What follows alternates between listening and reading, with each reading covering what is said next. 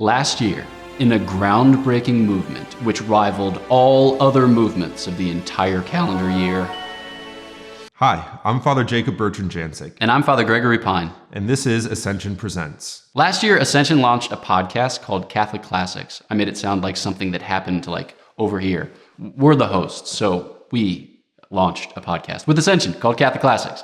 And for season 1, we read Introduction to the Devout Life by St. Francis of Sales, and it was awesome. This year, this fall, we're going to read the Confessions by St. Augustine. Father Jacob Bertrand, are you pumped?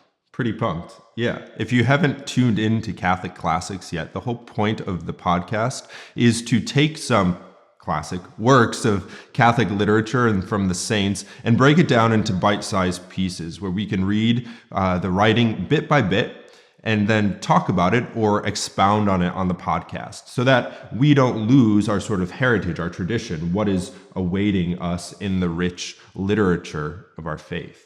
Wow, sounds like you're already making an argument as to why people might consider, prayerfully, no pressure, reading the classics. I think this might be worth pursuing, so let's add some reasons. First, when we read the classics, we expand our horizons. So sometimes we kind of get stuck in a rut where we're like, I'm going to read the news, and maybe I'll read the news from yesterday, but I'm not going to get much beyond the present moment. And I think a lot of people that produces a certain sadness, loneliness, anxiety.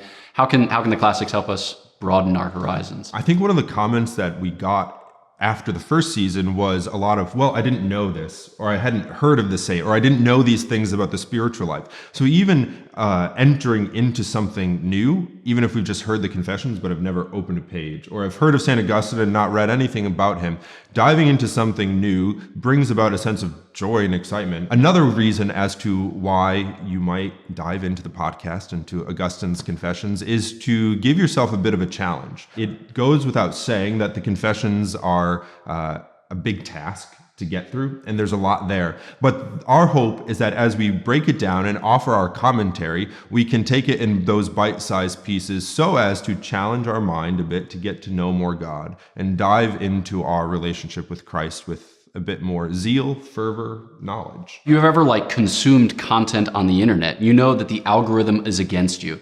It's just trying to get you to consume more, and usually it gives you stuff that's easy, that's short, that's consumable, but it's not necessarily trying to, like we said, broaden your horizons or give you a bit of a challenge. So as a result, we become challenge averse, and sometimes our hearts kind of constrict in a reverse Grinch-like movement. I'm killing myself over here. Okay, so third reason is to imitate the saints. So obviously we pick out these spiritual classics because they're written by not just smart people, but smart, holy, generous, kind, wonderful people who also want us to grow in the mysteries that they themselves describe. So your thoughts, St. Augustine, does he qualify? I think so. I hope so. I think one of the great things working through the Confessions is that at the outset, it is an overwhelming task in the sense that it's a big work. There are complicated or nuanced parts of what St. Augustine says, but also intimidating because of how great a saint St. Augustine is. It might seem unrelatable or untouchable or untenable, but really as you read through Augustine's life and journey with him through his conversion from his life of sin to holiness, there's so much that's recognizable about our own lives in St. Augustine's life, and that testifies to the beauty and the power of God's grace working in all of our lives to bring us to him. So there you have it. With the classics, you're able to broaden your horizons, not just look at whatever, but to look at those things that the tradition has judged to be best, to be most profitable for your growth in faith.